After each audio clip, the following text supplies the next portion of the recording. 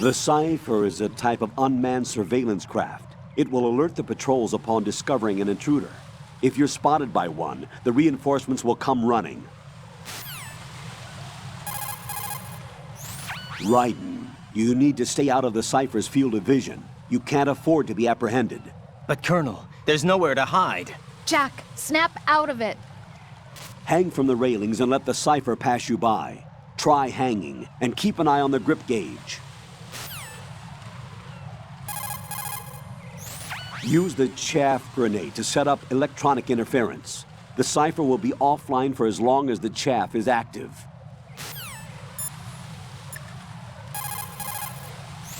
What you see flying before you is a Cypher. It's a saucer-type UAV for surveillance and communication support of land and marine operations. It may look strange, but it's very stable. The Cypher is capable of vertical takeoffs and landings in tight areas measuring as small as 3.5 meters. Also, it features a fully autonomous system that allows for tracking and analysis of man-sized targets. You can confuse the Cypher's sensors with chaff. This not only blocks its movement, but also prevents data transmission to its controller. The Cypher transmits its status and mission data to its controller via data link. Discovery by a Cypher unit means you've been discovered by your enemy. The important thing is to stay out of its visual range. Vamp is a member of Dead Cell. Born in Romania, his specialty is knives. But I guess you know that by now. When he was just a kid, he lost his family to a terrorist bomb that went off in a church they were attending. His body pierced by a crucifix, Vamp was buried under the rubble for 2 days before he was finally rescued. During those 2 days, he survived by feeding on the blood of his family to quench his thirst. That was how he acquired a taste for blood. So that's why they call him Vamp.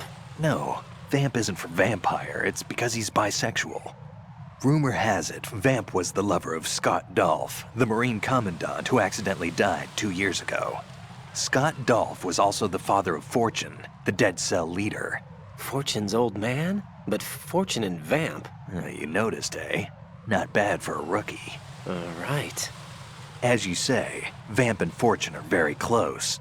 Not lovers, but very close. Friends? No, there's more to their relationship than that. But Vamp was her father's lover. Would it have been better if it was with her mother? Well, I don't really think they care what you think. Focus on the mission. by the way, have you ever met the guy before? No. But he seemed to know you. Right. Well, No, it can't be. What? Nothing.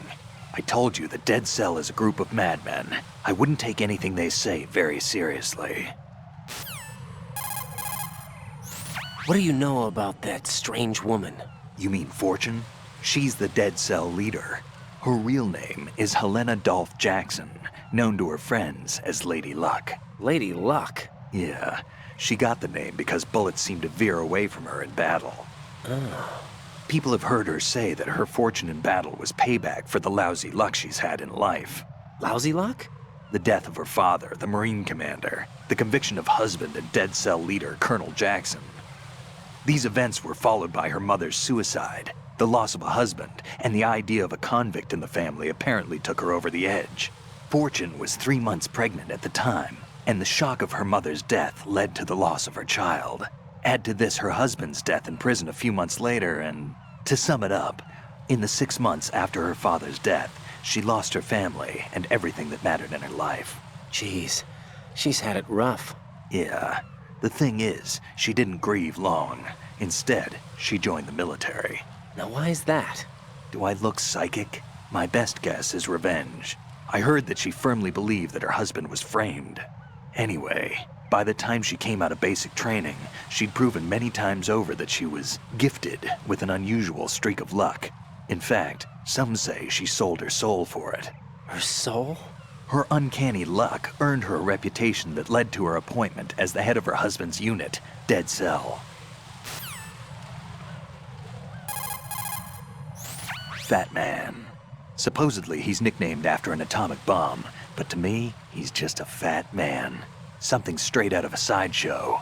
If he even has a bit of spare time, he spends it disassembling and assembling his Glock over and over again. He can't stand to have his hands still. He's extremely vain about his hands, keeps his fingers as slender and soft as a woman's. They say he's always looking at his hands, giving himself manicures. Pliskin, what do you know about Stillman? He's a bomb disposal expert, probably the best in the world. What else? What do you mean? Like why he retired? Are you here to gossip? No. Then get back to work defusing those C4s. If there's something you need to know about Stillman, go ask him yourself.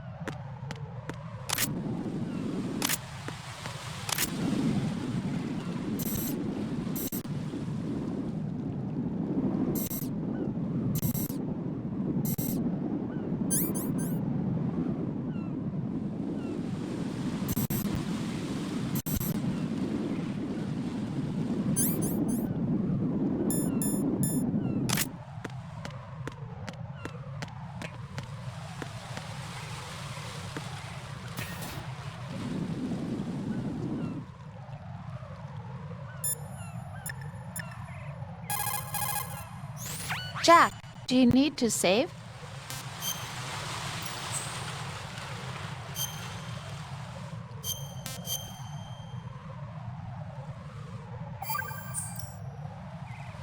Jack, it must be so nerve-wracking to defuse a bomb. Yeah, I'd say so. Okay, that was a stupid thing to say. Sorry. That's all right. It's just that I've never been trained in this stuff.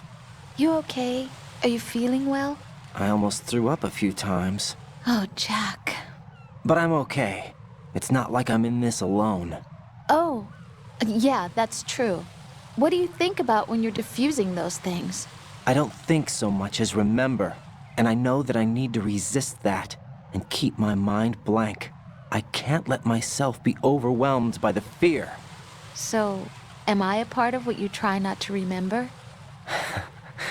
I was just kidding, but I guess this isn't a good time for that. No, it is. And I do think about you. I'm trying to remember what's so special about April 30th. Any success? No, not yet. You need to stay alive so you can. Okay, that's a deal.